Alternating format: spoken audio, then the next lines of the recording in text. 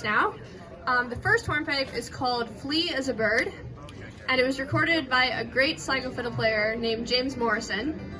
And one of my friends, Ty Kelleher, who's another student of my teacher Brian Conway, he was going through this big compilation of Morrison tunes, and he found this one, and now we play it together all the time. It's a great hornpipe. And then the second hornpipe is called Fiddler's Contest, and this used to be a favorite of the Bog Band. As I'm sure a lot of you guys know, the Bog Band was Mitch Fanning's music ensemble, youth ensemble. So great.